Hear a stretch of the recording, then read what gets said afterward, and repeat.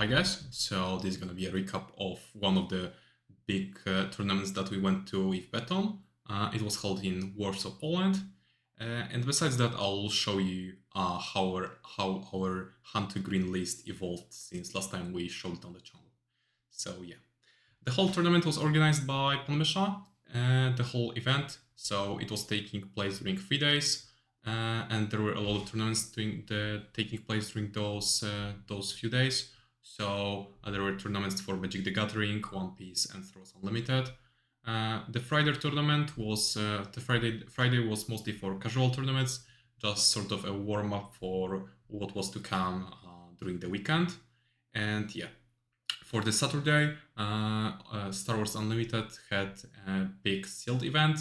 So this one was a quite interesting one. So every single person had to open 6 booster packs and play what they got out of those packs. The whole opening part took quite long because since it is quite a serious tournament, the cards that you opened had to be written down by the person next to you just to make sure no one is cheating in any way. So it took quite long, but yeah, it makes sense to do that during the big tournaments where the prizes are quite big. So I ended up going with Ray because yeah, I opened Ray in the first pack, so I was okay. I'll probably force Ray and do go from that. I opened quite good red package, red heroic package, and red and green heroic package. So I knew I'll play one of those versions. I ended up going with green, and I feel like it was just better because I had a really strong early game. Like there were Scanning Officers, Covenant, and just a really strong early game plays that the green had to offer. So I was okay with going with that. And yeah, I won the first 2 games in quite clean way. The third game was really awkward. I played against Han, and he had a lot of capture cards. So it was really difficult because my Ray didn't really have any sort of cheap removal. Like I had the removal for the big stuff. I had like Fell the Dragon, I had Rivals Fall, but and something else like Choose Sides, but it was just for the more expensive stuff, and I didn't have anything like Cohort or whatever to get rid of those cards. So I ended up losing that game, and I was like, okay, I think I have to switch something because if I'm gonna run into another person who is running a lot of capture events effects, I'm gonna lose. So I decided to switch to Han. So during the limited tournaments, you can switch your deck in any way you want between runs. So I ended up going with the Han Green for the rest of the tournament, and I ended up winning the rest of the games in Swiss. I'm not sure whether there were 6 or 7 runs in Swiss, but yeah, I've lost only one. It was same for Beton. He was running Ray yellow. He ended up going with yellow because the yellow color offered him removal that he needed because he didn't open any blue one. He also ended up going winning all of games besides one. So we both made it to the top cut, and in the top cut we were getting new decks. So all 8 players who made it to the top cut were taking part in draft. So I was quite happy with the leaders that I got. So I had Ray and 2 different leaders. I had something like Cat Bane and one other heroic leader. But since I had Ray, I saw that on the table there is only one guy who also opened Ray, and he's sitting quite far away from me. He was sitting like 2 or 3 places far away of seats far from me. So I was like, okay, if he also takes Ray, it's not gonna be as big of a problem because we are not gonna be that big of a risk of stealing cards from one another. So I was okay with taking Ray. It was awkward to some degree because the guy who was sitting next to me, who was about to give me leaders, was also having like Cat Bane and 2 other heroic leaders, and I was expecting him to take Cat Bane, and then the other guy who who was meant to give me the last leader. It was Beton, by the way. I was also expecting that I will receive a heroic leader, and that's what happened. I ended up having 3 heroic leaders, which is not the most ideal in draft, because you are basically locked out of the villainy aspect completely. But since I had Ray, I knew it's gonna be okay, because as I expected, the other guy who opened the Ray, he ended up taking it as well. So I was quite comfortable with the situation. The packs that I opened at the start were quite awkward. I opened quite weak stuff. I really wanted to stay open in terms of my second color, so I ended up really trying to take only blue cards. So in first pack I took something like Grappler, the +2/+2 for 2 blue upgrade. Not the strongest card, especially as your first pick, but the other options were not even that good. So I was like, okay, let's stay open. For the second pick, I got Mandalorian armor. So another upgrade. I was like, okay, if I get Fenrau, it's gonna be really strong. But then for the third and fourth pick, I only was receiving more upgrades. Like I got another Grappler, another Foundling, and I was like, okay, I really don't like the idea of taking those cards, but I just didn't have any other options. So I was like, okay, let's do it and hope that I will get Fenrau and that will win me the game. So I was taking those cards. And yeah, for the remaining, I was able to draft more units, and so my curve wasn't that bad. And so also I played Ray, so I played Ray, so she was able to fix my curve, and that was really helpful. It was really awkward to pick the second color, because the guy who was sitting next to me was drafting. I knew he's drafting yellow villainy because it was quite obvious. I think he had Cat Bane, and also he was drafting a lot of villainy yellow units, so I knew he's gonna play that color. And then it was really awkward, because I had to either go with red or green. But at the very first, I was receiving quite a few of green cards, so I was okay, probably I'll play red-green. But then suddenly the green cards completely disappeared, and I was seeing a lot of red cards. So I guess maybe the guy switched, and I was like, okay, I think maybe I should switch as well, because I didn't pick that many red cards, that many green cards. So okay, let's switch to red. And yeah, in the end, it turned out that the guy was drafting at first red, but then he switched to green. So I had to adapt. Fortunately for me, in the last pack I opened Kylo Ren, so the legendary villainy. At first, I didn't even realize that Kylo, if you have Rey as your leader, you can play him for the normal price. So as a card, he costs 6, but since he had a villainy aspect, you technically should pay 2 more for him in heroic deck. But since you play Rey, the villainy aspect penalty is ignored with him. So he was really helpful in the top cut part. Also, I got Tarful, so those cards were really strong late game for me and really carried me through the top cut part. Beton ended up drafting Saxon. At the start, he was aiming for even he also started with the similar strategy to me. Like he was drafting a lot of blue cards just to stay open, and he was about to even consider playing mono blue, but in the end he went with the second color. I think it was red, if I recall correctly.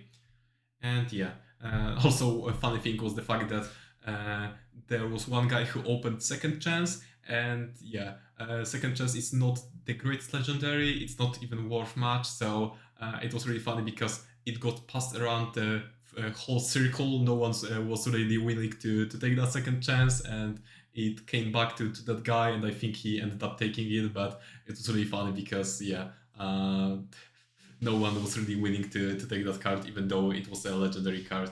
So yeah, for the games in top 8, Beton played against Kira. It was really unfortunate for him, because the Kira he was facing played really anti-aggro, so that was really tough for him, because his Saxon was really aggressive, and he ended up losing. I played against Bosk, a friend of mine from Poland, Poznań. He was playing Bosk Yellow, but the Kaido and Tarful really helped me to win those games. Both of them, basically. For the top 4, I've played against Han Green. The Han Green I've played against, the first game went quite easily for me. I won that one. And then in the second game, it was much closer. So basically, there was a situation in the late game where he could attack with one more of his units before taking the initiative, but the other one of his units was so strong. The other unit had 7 power, so it was Arquaitnance Cruiser or whatever, the ship that has 7-8, costs 8 if I recall correctly, and when he kills something, he takes that unit as a resource. So he could either attack with one of the last of his unit, or he could just take the initiative and kill me with the Arquaitnance. So he ended up taking the initiative, but fortunately for me, I had Smuggler's 8 on my resource, so for the last 3 remaining resources that I had, I played the Smuggler's 8 from my Smuggle, healed for free, and the Smuggler's 8 won me that game because I was able to finish him off with my units that I had left. So yeah, that's how I won the game. And then for the finals, I was playing against Cat Green with Mole and Palpatine's Return, so a quite strong opponent. But the biggest problem in that matchup was Zucos. In every single game, he ended up playing Zucos on 5 resources, and I didn't have any removal. I didn't find stuff like Fall the Dragon that could remove him. So basically, it was really difficult for me to deploy Rey efficiently, because she when you deploy her, she's only 6 HP, so Zucos can kill her. My Sentinels were basically useless because Zucos has Saboteur, and that won him those games. I ended up going 1-2, so I've lost to him. So that was the record that I went with for the limited part. Quite this result, making it to the finals is quite good result, so I was pretty happy. So yeah, and now we can move on to the constructed tournament. And yeah, for the constructed, we went with Beton, obviously with our Han2 Green, and yeah, for in the first game I was playing against Sabine. It was quite unusual Sabine. Unusual. He was running Daring Great in main deck, which was a pretty big problem for me because Daring Greats are really problematic for Sabine, for Han to deal with, because you play a lot of damaged units that have low HP, so Daring Great can finish them off. And yeah, they were quite problematic, but even though I've managed to win the game 2-0, so I've moved on to the next round. There I was playing with another guy from Poznań, my friend, so he was playing Boa Yellow. He was playing really aggressively, like we've played a lot, so he knew that going really controlly doesn't really make sense in this matchup. Like you have to deal quite a bit of damage and in a way race with Han, because if you don't, then you're gonna lose in the end still, because all of the late game cards that you have with Smuggle and also the controlly elements of Boba Yellow are not as strong, because by bouncing units you only get tempo, and Han can easily replay those units with his ability. So those games were quite close, but I ended up winning them 2-0. And then for the next round, I was playing against another Boba. This one was playing more anti-aggro, so he was playing 3 copies of McClanky and also Cloud Riders, which were quite a big problem. Like the fact that he could one-shot my red 3 with McClanky made those games quite tough, but I ended up winning 2-1. For the fourth round, I played against Sabine, so another Sabine. This one had two unusual cards. So he was running Sandaria Peacekeeper. I'm not the biggest fan of this guy, and he was running it, but I just was able to ECL it with something and just finish it off. So that wasn't a big problem. And then a different card that he was running, even more unusual, was the Grey Squadron Y-Wing. So a card that I had to even check whether he's a rebel, because I wasn't quite sure, and it was really important whether he can use Wing Leader or Fleetleton on him. But this card was weak in those games. Like he was basically dealing only 1 damage to my base. He was pinging my units, but that didn't really matter at all, because I was able to keep my units just. My units had 3 HP, so I had to ping them for 2, and it didn't really make any difference whether the unit is 1 HP or 3 HP in that matchup. So I ended up winning. He won one of those games, so he won 1, so I was 2-1 in that round. Moving on to the next round, I played against another Sabine. This one was another friend of mine, but I was able to win those games 2-0. It was quite clean win. Like I was able to swarm the board and win game that way, and he didn't really have much to say during those games. For the fifth one, for the sixth, sixth.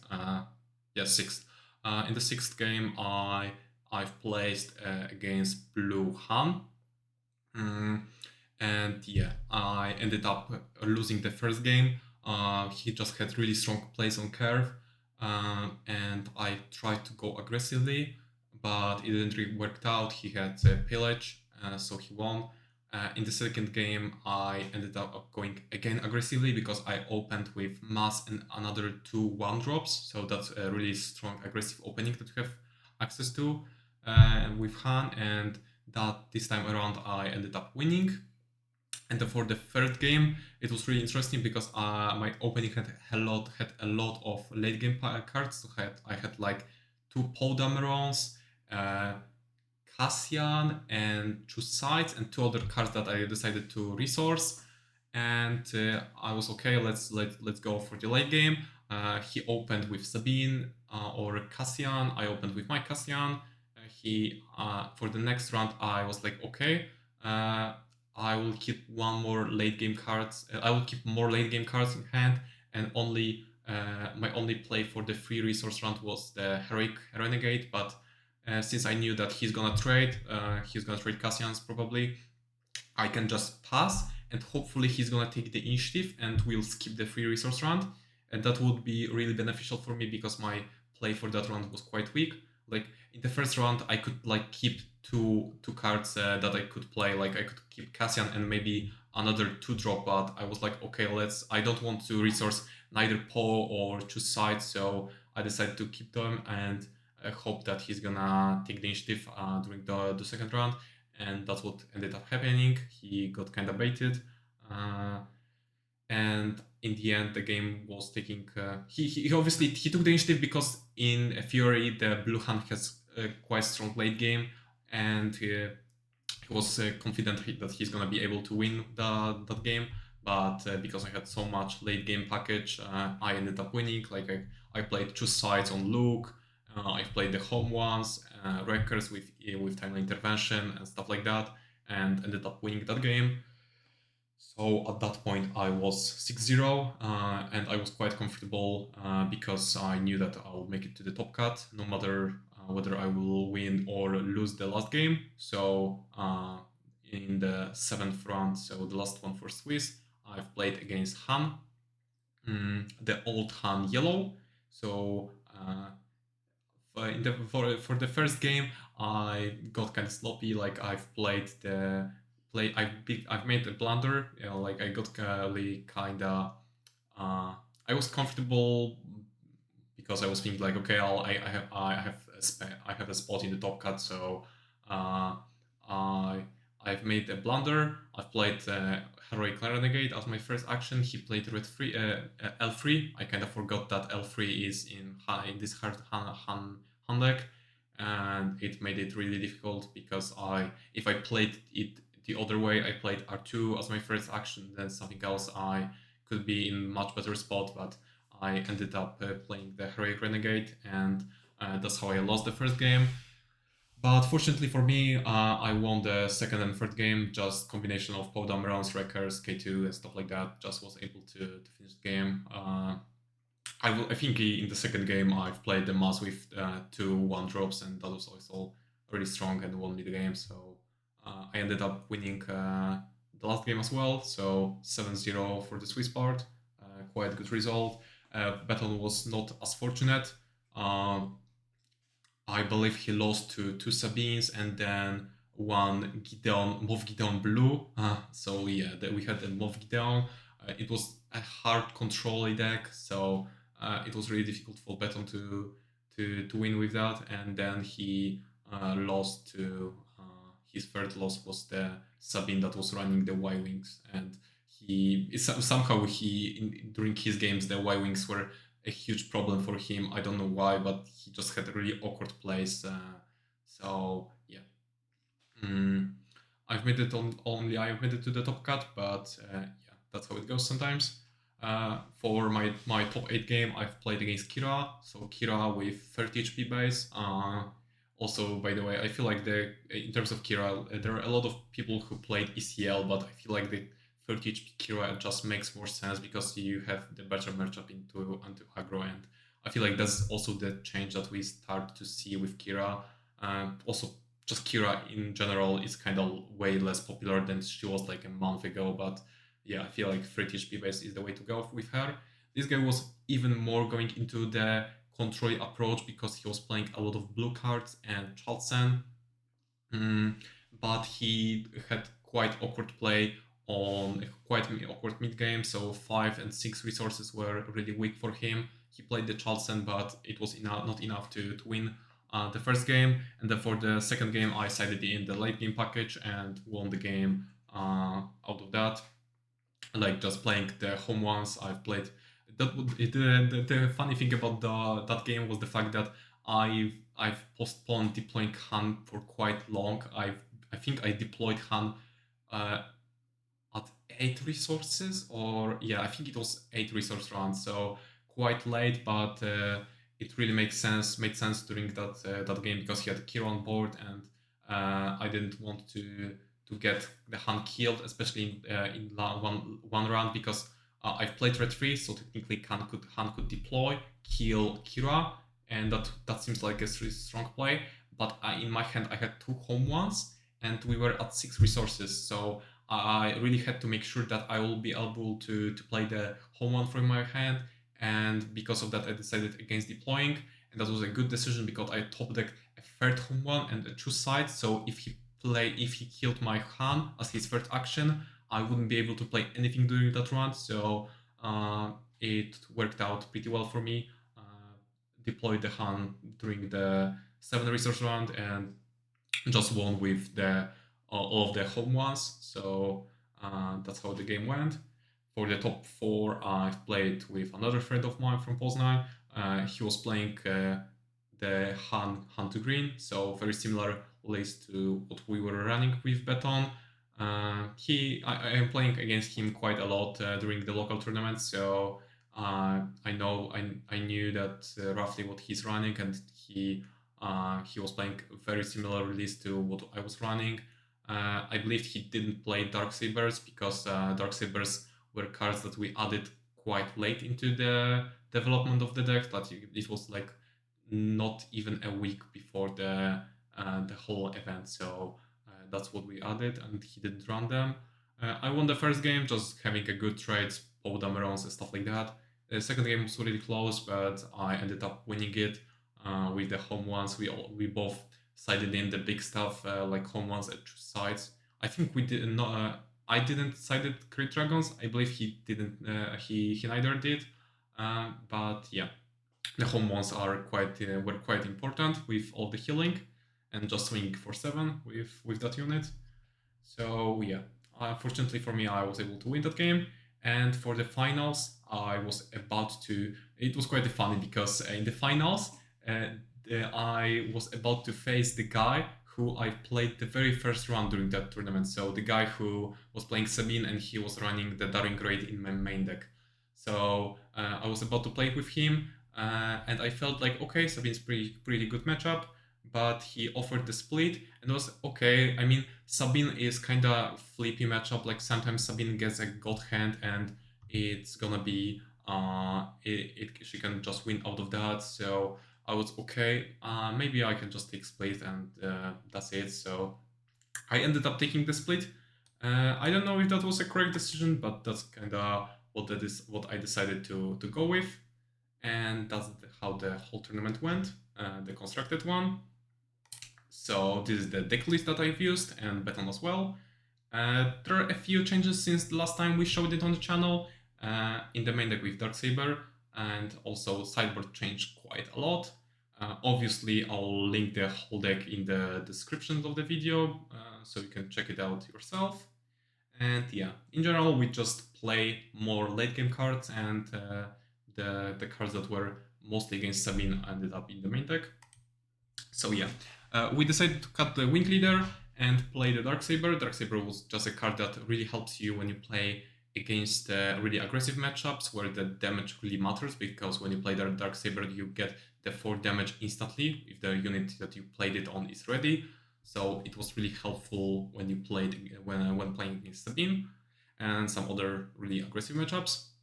We decided to cut Wing Leader. Wing Leader is quite good, but it's sometimes unreliable. I'm going kind of back and forth. Like it's really at this point of developing of the deck. Like I like all of the cards, but you have to cut something. So I ended up cutting Wing Leader.